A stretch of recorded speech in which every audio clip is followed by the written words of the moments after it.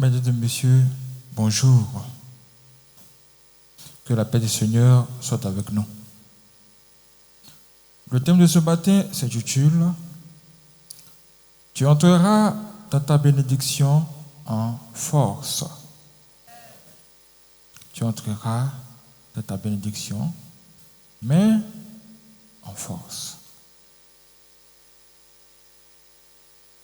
Nous allons tout de suite entrer dans notre Bible. Matthieu 11, verset 12. Il est écrit ceci. Depuis le temps de Jean-Baptiste jusqu'à présent, le royaume des cieux est forcé et ce sont les violents qui s'en emparent. Mais qu'est-ce que cela veut dire?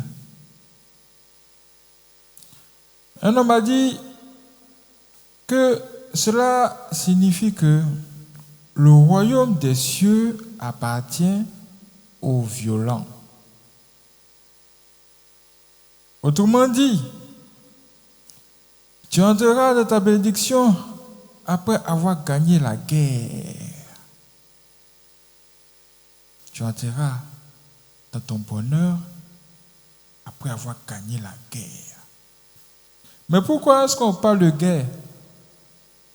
Pourquoi est-ce qu'on parle de combat? Vous allez le comprendre tout de suite. On parle de combat ici parce que si tu ne sais pas, dans ta famille, il y a des gens qui ont juré sur leur sang que tu ne vas pas réussir. Il y a aussi des démons qui se sont levés et ils ont dit qu'il ne faut pas permettre que tu réussisses. Et ces gens-là, ils t'observent tous les jours et toutes les nuits. Du coup, quand tu te lèves pour faire quelque chose, ils se lèvent aussi pour se placer devant toi. Ce n'est pas de la blague. C'est une réalité. Maintenant, toi, dès que tu le vois, est-ce que tu vas les laisser faire? Est-ce que tu vas les laisser t'empêcher de réussir? Non. Parce que ta réussite est égale à ta vie. Quelqu'un qui combat ta réussite, c'est comme si la personne veut que tu meurs. Toi, tu ne peux pas accepter ça. C'est là la guerre va commencer. C'est là que le combat là commence. Et dans ce combat là, tu dois être sans pitié. Parce que ceux qui veulent te tuer là, eux ils sont sans pitié aussi. C'est là que tu deviens violent. Et c'est une réalité. Vous allez voir quelqu'un, par exemple, qui va se lever le matin pour dire « Oh, bon, aujourd'hui, je vais à la prière. » Dès que tu dis que tu vas à la prière, là, tes ennemis aussi vont dire « Ok, cette personne va à la prière, mais on a l'impression qu'aujourd'hui, la bénédiction de Dieu va beaucoup descendre. Il faut que nous en empêche cela. » Maintenant, qu'est-ce que ces gens-là vont faire? Ton bonheur se trouve à la prière. Donc le diable va placer sur ton chemin une personne pour te distraire. Par exemple, toi, si tu es une femme, tu pries pour que Dieu te donne un bon mari. Le jour là où la blessure va descendre à la prière, là, c'est le jour là même quand tu vas sortir là, que un mari va se présenter devant toi. Ta voiture. Tel que tu aimes.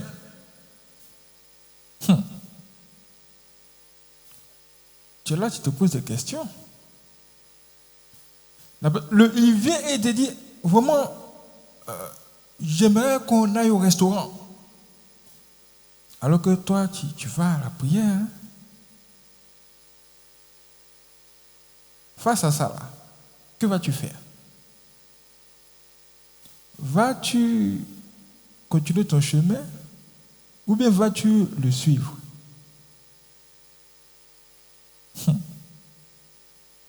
C'est là que tu vas comprendre quelque chose.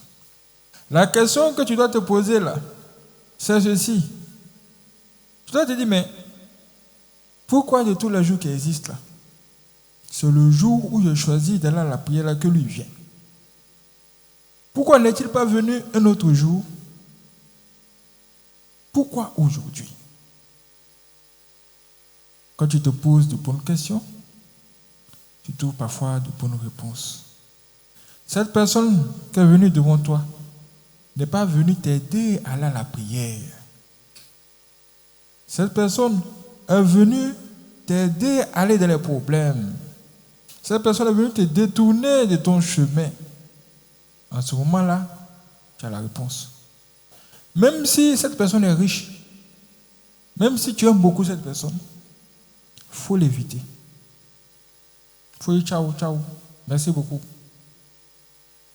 Mais si tu suis la personne, le diable qui l'a envoyé sur ton chemin là va se mettre à rire. Parce qu'il va dire qu'il t'a eu. Il a réussi à te détourner de ce chemin-là. Qui allait te permettre de rencontrer ton Dieu. Qui allait te permettre de rencontrer la bénédiction. Qui allait comment changer ton histoire. C'est pourquoi il ne faut pas être distrait. Aussi, il y a certaines choses qui se passent.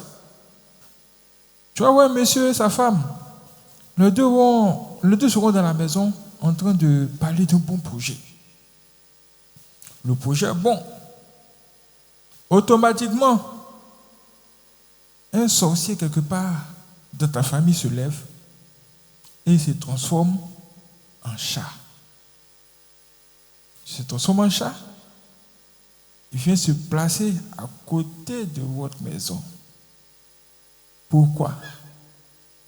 Pour entendre tout ce que vous êtes en train de dire. Tout ce que vous êtes en train de dire, tous vos projets. Vous êtes deux. Vous dites que vous êtes deux. Vous parlez d'un bon projet. Alors qu'il y a une troisième personne qui est là. Le chat est là. Il entend. Et il va tout rapporter au monde des ténèbres. Il va tout dire au monde des ténèbres. Maintenant, ces gens vont dire que, c'est effectivement un bon projet. Il pourrait avoir beaucoup de bonheur là-dedans. Du coup, nous, on va tout faire pour combattre ce projet-là. Maintenant, qu'est-ce que le diable va faire? Ils vont encore vous envoyer de mauvaises personnes. Les gens vont venir vous dire que, on veut vous soutenir dans cette affaire. C'est un bon business. Que n'importe qui sort de nulle part pour venir, la personne dit que ce projet est bon, vous ne lui avez même rien dit. La personne dit, je sais que tu as un bon projet. Dieu m'envoie vers toi, c'est le Saint-Esprit m'envoie vers toi. Hey! Ce n'est pas le Saint-Esprit qui l'envoie, hein. C'est le chat là même qui est là. C'est l'esprit du chat même qui est là. Il essaie de venir combattre ton projet. Mais il commence par se jouer les amis d'abord. Pour pouvoir s'introduire. Pour anéantir quelque chose qui risque de sauver même toute la famille. Et ça va encore plus loin. Là, c'est avec un homme célibataire qui a réussi.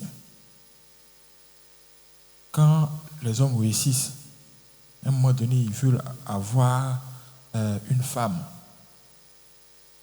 Dès que tu te décides, tu dis que tu veux avoir une femme, là, une bonne femme. Personne ne veut avoir une mauvaise femme. Hein. Il y a personne qui a dit, il n'y a pas quelqu'un qui a dit, Dieu, je prie pour que tu me donnes une mauvaise femme. Elle a qu'à bien me maltraiter. Personne ne va dire ça. Tout le monde prie pour avoir une bonne femme. Maintenant, tu sors. Dès que tu pries comme ça, hein, et puis tu es décidé, tu sors, tu vas chercher là. Hein. Le diable aussi, lui aussi sort. Il sort, et puis, qu'est-ce qu'il fait? va mettre sur ton chemin des femmes aussi. Lui aussi, il va mettre sur ton chemin des femmes. La femme qui va mettre sur ton chemin là, en tout cas, même un fou va comprendre que c'est le diable qui les a envoyés. Même si tu ne vois pas, tu vas savoir qu'il y a quelque chose qui ne va pas quand même. Parce que le même jour tu te décides à chercher une femme, c'est exactement le même jour là que tu vois des femmes venir. C'est trop facile. C'est trop beau pour être vrai. On dit que le royaume des cieux est forcé.